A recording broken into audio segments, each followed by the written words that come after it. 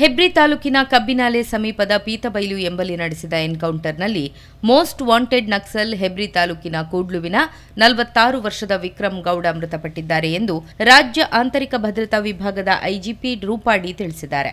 ಮಂಗಳವಾರ ಎನ್ಕೌಂಟರ್ ನಡೆದ ಸ್ಥಳಕ್ಕೆ ಭೇಟಿ ನೀಡಿದ ಬಳಿಕ ಮಾಧ್ಯಮದವರೊಂದಿಗೆ ಮಾತನಾಡಿದ ಅವರು, ಪೊಲೀಸರು ಹಾಗೂ ನಕ್ಸಲರ ನಡುವೆ ಗುಂಡಿನ ಚಕಮಕಿ ನಡೆದಿದ್ದು, ಇದರಲ್ಲಿ ವಿಕ್ರಮ್ ಗೌಡ ಎನ್ಕೌಂಟರ್ನಲ್ಲಿ ಹತರಾಗಿದ್ದಾರೆ. ಈ ಬಗ್ಗೆ ತನಿಖೆ ಮುಂದುವರೆದಿದೆ ಎಂದರು. ವಿಕ್ರಮ್ ಗೌಡ ವಿರುದ್ಧ ಕೇರಳದಲ್ಲಿ 19 ಸೇರಿದಂತೆ ಕೊಲೆ ಸುಲಿಗೆ ಸಂಬಂಧ ಒಟ್ಟು 61 ಪ್ರಕರಣಗಳು ದಾಖಲಾಗಿವೆ.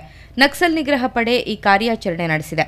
ನಕ್ಸಲ್ ನಿಗ್ರಹ ಪಡೆಯ ಪೊಲೀಸ್ ಅಧೀಕ್ಷಕ ಜಿತೇಂದ್ರ ದಯಾಮ ನೇತೃತ್ವದಲ್ಲಿ ಅರಣ್ಯದಲ್ಲಿ ಸತತ 10 ದಿನಗಳಿಂದ ನಿರಂತರ ಕೂಂಬಿಂಗ್ ಕಾರ್ಯಾಚರಣೆ ನಡೆಸಲಾಗಿದೆ. ಈ ಸಂಬಂಧ ನವೆಂಬರ್ 10ರಿಂದ ಅರಣ್ಯದಲ್ಲಿ ಸತತ 10 ದಿನಗಳಿಂದ ನಿರಂತರ ಕೂಂಬಿಂಗ್ ಕಾರ್ಯಾಚರಣೆ ನಡೆಸಲಾಗಿದೆ. ನಿರಂತರ ಪ್ರಯತ್ನ ಜಾರಿಯಲ್ಲಿತ್ತು. ನಕ್ಸಲರ ಬಗ್ಗೆ ಮಾಹಿತಿ ಕಲೆ ಹಾಕಿ ಯಶಸ್ವಿ ಕಾರ್ಯಾಚರಣೆ ನಡೆಸಿದ್ದೇವೆ ಎಂದರು. ನಮ್ಮ ಆಂತರಿಕ ವಿಭಾಗದ ಡಿಜಿಪಿ ಗಣಮೋಹನ್ ಇತ್ತೀಚೆಗೆ ಅರಣ್ಯದಲ್ಲಿ ಕೂಂಬಿಂಗ್ ಕಾರ್ಯಾಚರಣೆಯಲ್ಲಿ ಭಾಗವಹಿಸಿ ಮಾರ್ಗದರ್ಶನ ನೀಡಿದ್ದರು.